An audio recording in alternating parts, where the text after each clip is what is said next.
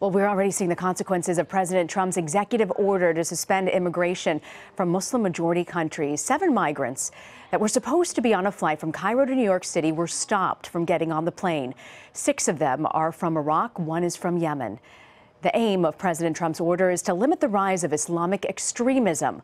But the move has already drawn sharp criticism from human rights groups and Democrats. Errol Barnett has more. In his first visit to the Pentagon as Commander-in-Chief, President Trump announced and signed 2 executive actions. We want to ensure that we are not admitting into our country the very threats our soldiers are fighting overseas. One action will suspend immigration from specific countries to prevent the entrance of Islamic terrorists and implement what he calls extreme vetting of immigrants. I'm establishing new vetting measures to keep radical Islamic terrorists out of the United States of America. We don't want them here. The order puts a 120-day hold on all refugees settling in the U.S., a 90-day halt on entry of visitors from countries of concern like Iraq and Syria, and blocks all Syrian refugees indefinitely. In a television interview, President Trump said he'll prioritize, quote, persecuted Christians. They've been horribly treated. Do you know, if you were a Christian in Syria, it was impossible, at least very tough to get into the United States. If you were a Muslim, you could come in. Well, thank you, Mr. President. Earlier at the White House, President Trump hosted his first foreign leader, British Prime Minister Theresa May. I think the Prime Minister, first of all, has other things that she's much more worried about than Mexico and the United States relationship. In a joint press conference, Mr. Trump was asked about his hour-long phone call with Mexican President Enrique Peña Nieto. It was a very friendly call. The two have been publicly feuding over who will pay for the proposed wall along the U.S.-Mexico border. We are going to renegotiate our trade deals, and we're going to renegotiate other aspects of our relationship with Mexico. And in the end, I think it'll be good for both countries. The president was also asked about his apparent desire to develop a close relationship with Russian President Vladimir Putin. Putin and Russia, I don't say good, bad, or indifferent. I don't know the gentleman. I hope we have a fantastic relationship. Pressed about keeping in place sanctions against Russia, Mr. Trump said he hasn't decided yet. And Errol Barnett joins me now from Washington. Errol, we've been following this top story of 7 migrants who were stopped in Cairo earlier today. They were prevented from getting on a plane that was bound for the U.S., and we're getting reports of other refugees also detained at other U.S. airports. What are you hearing about the legal fallout right now?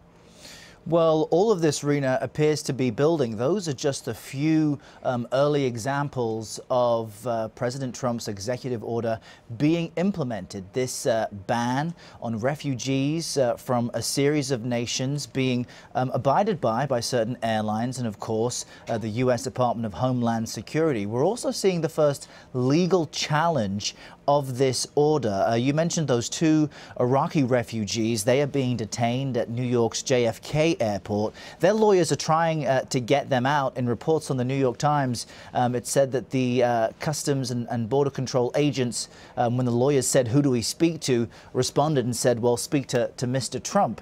Those 2 Iraqi refugees are being detained. The lawyers are trying to get their release, but they filed for a certification that allows a class action certification, which would allow other refugees also being either detained by the time they get to the U.S. or prevented entry en route from joining what could be a class action lawsuit. This is the first time this type of law has been implemented. In an interview with CBN, the Christian Broadcast Network, President Trump also indicated that Christian refugees from Syria, for example, would have priority over Muslims. So it's unclear how this will be enforced, but there is a legal challenge already underway. And on Iranian state media, it's been reported that that country is enraged by this ban of people from its country and will now move to prevent U.S. citizens from entering its country. So we're going to see the ripples of this continue to reverberate throughout the day and over the next few days as people and entities challenge the legality of what Mr. Trump has done. Errol, I want to switch gears and ask you about President Trump, who spoke with Russian President Vladimir Putin What are those calls? He also had calls with leaders from Japan and Germany and France and Australia, I believe. What are you hearing from these calls?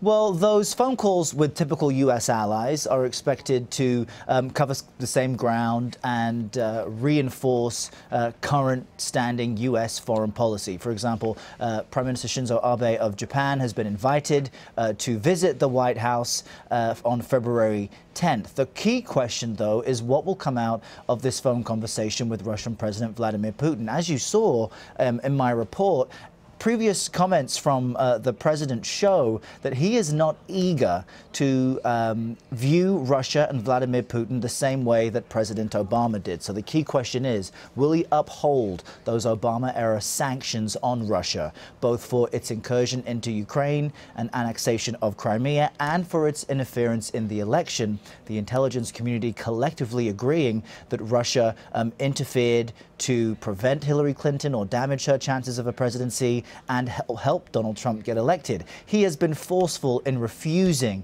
that Russia played any role or that he needed help from them at all. So will this conversation and the readout and the notes we get from the White House indicate in any way, shape or form that sanctions may be lifted, that a stance with Russia may be softened? Perhaps with the conversation with the Japanese Prime Minister, will we have a result of a meeting, a one-on-one meeting at the White House?